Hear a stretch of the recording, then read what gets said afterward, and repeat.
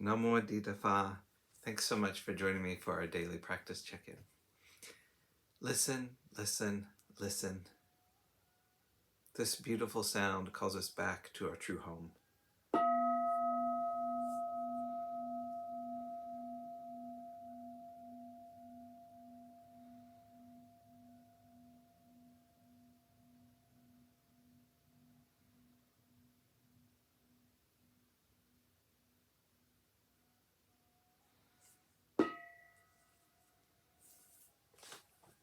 The fourth mindfulness training. Aware of the suffering caused by unmindful speech and the inability to listen to others, I vow to cultivate loving speech and deep listening in order to bring joy and happiness to others and to relieve others of their suffering. Knowing that words can create happiness or suffering, I'm determined to speak truthfully with words that inspire self-confidence, joy, and hope.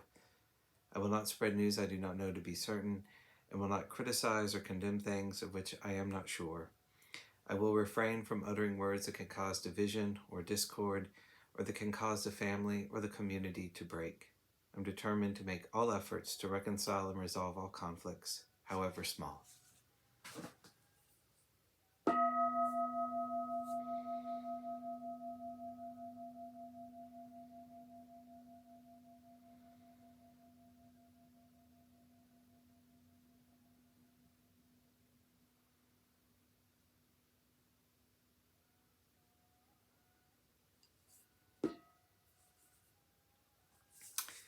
We've been reading Beginning Our Day Volume 2 by the monastics of Abhayagiri Monastery for our Dharma lessons. Today we're reading Mindfulness Develops Right Speech by Ajahn Jotipalo. Ajahn Toan came to visit us once, right after one of our winter retreats. During a question and answer period, I asked him if there were any exercises we could do to improve the wholesomeness of our speech, or how to approach right speech as a practice. He saw right through me. He could see I was hoping there was some sort of technique I could apply before speaking that would solve all my problems around speech, a technique that would tell me when my speech was appropriate and timely.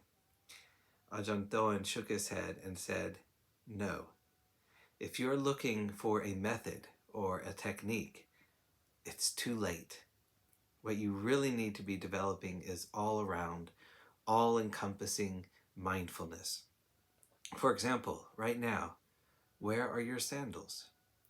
If you were mindful when you took them off, you would know exactly where they are, what direction they are facing, and possibly whose sandals are next to yours. After we've taken off our jackets or set our car keys down, if we don't know exactly where they are right now, we probably weren't mindful when we set them down. We can take that as a practice, a training. With everything we do, we can try to make a mental note.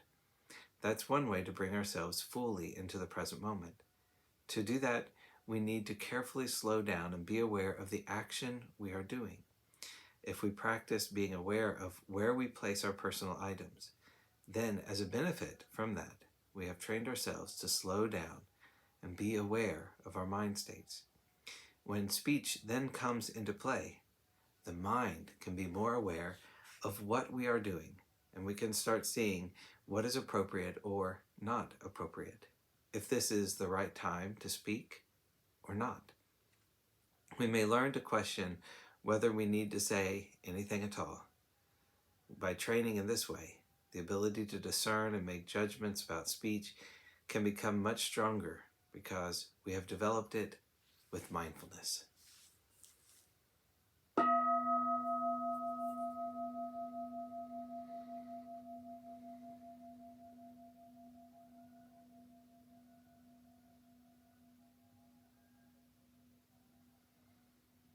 May all beings be well. May all beings be happy. May all beings be peaceful. Namo Phat. Thanks so much for joining me today.